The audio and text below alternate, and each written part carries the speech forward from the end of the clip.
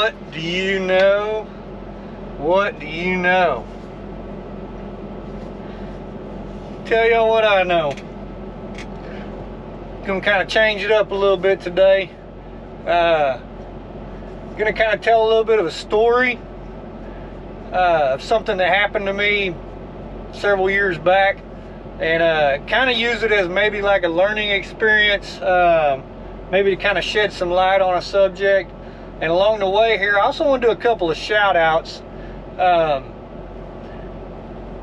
There's a couple of channels in particular that I kind of want to shout out. I feel like they deserve a little more light. And also I want to shout out another channel because this story was kind of brought to mind by, I was watching a live of theirs, and it might have been a couple weeks back, but anyway, during that live, somebody had asked a question, and when they asked the question, it kind of sparked a memory for me, you know, and I thought, you know, that'd be a good subject to talk about too. Their question, I can't remember if it got answered in the live or not. It wasn't my question to answer or anything like that, but they might have answered it, but like I said, I got to thinking about it, and like I said, it sparked a memory for me, and then I was like, you know, that's kind of a good subject to talk about.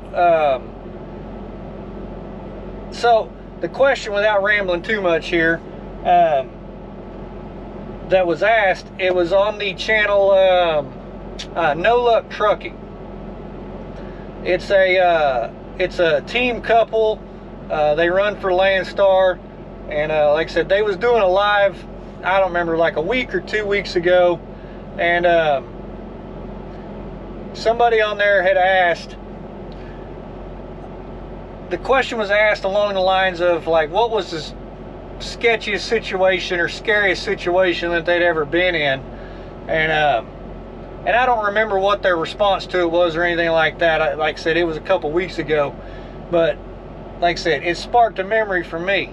So back when I first started running over the road, I ran for Prime, and with Prime, you never knew where your next load was going to be at. So I was real big on, I would run all the way to a shipper or receiver, or I would run all the way to, you know, the closest truck stop or something like that. I was kind of, you know, a little naive, I guess you could say. I was still green over the road, even though I've had a CDL for, you know, over 15, 16 years. Running over the road, I was kind of new to that. So I would drive all the way to a shipper, receiver, or even into an inner city somewhere, and I would park up.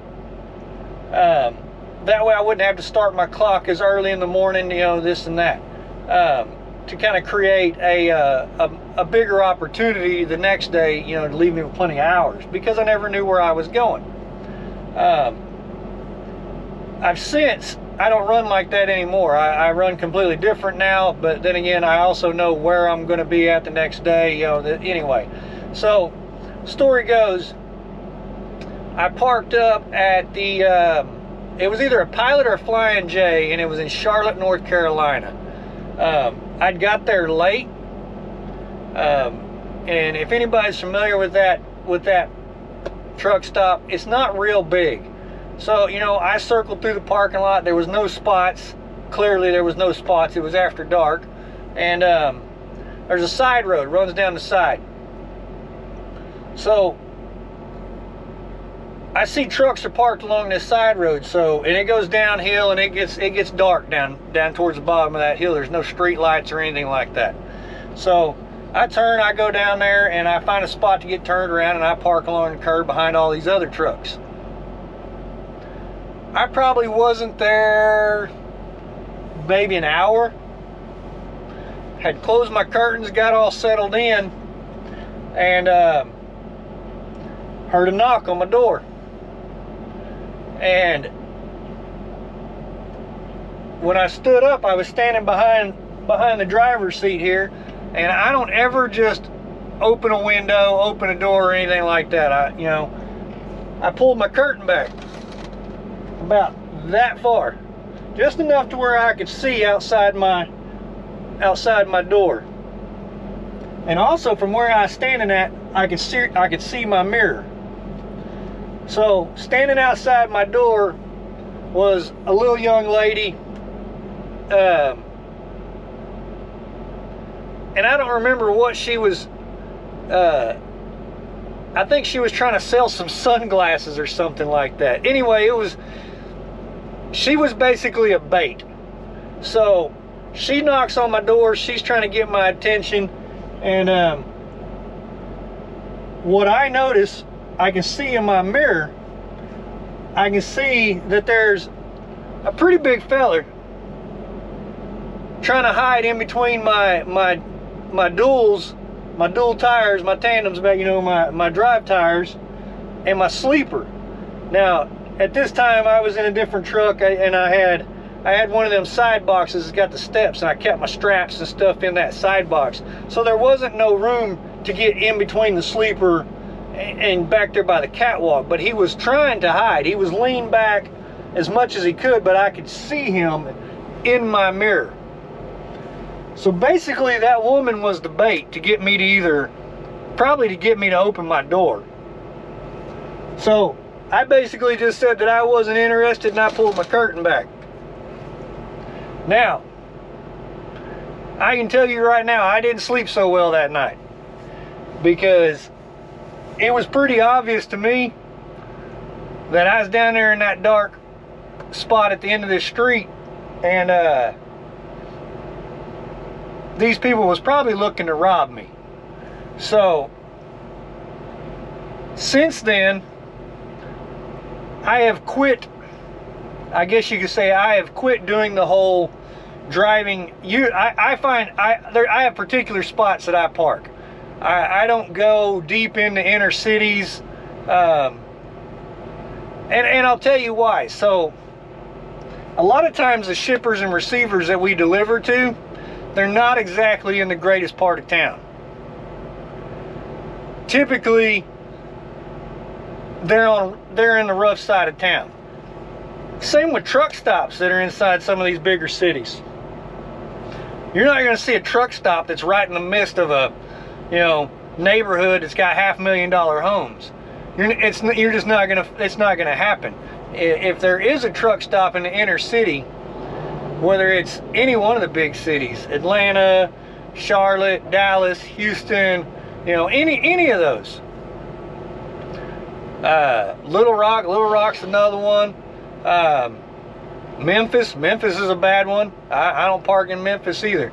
But typically even truck stops in those towns, they're just not in a good part of town.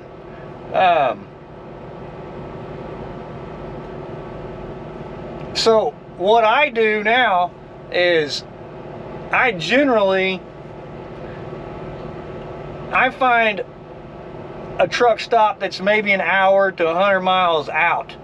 That way I can get up in the morning and I can drive a little bit and then go make my delivery, make my pickup, whatever, you know, and get back out of town. I do that for safety reasons, for my own safety. I want to be in a well-lit truck stop. I don't want to be rolling in the last minute trying to find a spot to park, you know. There's multiple reasons for doing it, but it's mainly for my own safety. And so I kind of wanted to bring this up because I don't feel like some of these companies that hire new drivers, I don't feel like they address that as a situation. You need to be aware of where you're parking at and what you're putting yourself, you know, what kind of situation you're putting yourself into. I used to be real big on driving all the way to the job site or all the way to the shipper receiver and parking along a curb, you know, along some road, some dead end somewhere, or in a cul-de-sac where it's pitch black dark, you know.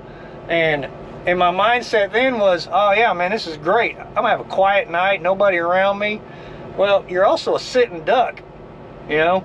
You're all by yourself, you know. So if something was to go down, there's not going to be anybody there to help you, you know. So just kind of take that into consideration. Like I said, that question was asked on that live, and I felt like it was a good topic to talk about. You hear about truck drivers getting robbed, you know, and things happening to the truck drivers out here on the road all the time. And I think a lot of it is because people don't address the fact that you need to park in a safe spot. You know, whether it be a well-lit Walmart parking lot, Lowe's, Home Depot, you know, park around other truck drivers. I understand that sometimes we don't want to park next to the guy that's got the reefer or something like that, but, you know, sometimes maybe that's the safer spot to be. So anyway, that was what I wanted to talk about. Just be aware of your surroundings, be aware of where you're parking at. You know, put yourself in a safe position. Don't put yourself in unsafe positions. So yeah, so the shout out on that was No Luck Trucking, but I have another one that I want to shout out. And this channel, I don't think, has gotten the attention I think it deserves. Dooner Livingstone, he has mentioned this channel before. Sammy with Make Sense, he has mentioned this channel before. I've been watching this guy for a while now, and his content is it's pretty entertaining. He's been driving a truck, I believe, for like 30 years or over 30 years or something like that. I mean, he's dropping little nuggets almost in every one of his videos that's very, very useful. And that's, I watch a lot of YouTube videos because I'm looking for them little nuggets along the way. You know, just the little things to kind of help you, you know, help you think about things, help to educate yourself a little bit. You know, and a lot of it's for entertainment purposes, but if you can learn something along the way, why not?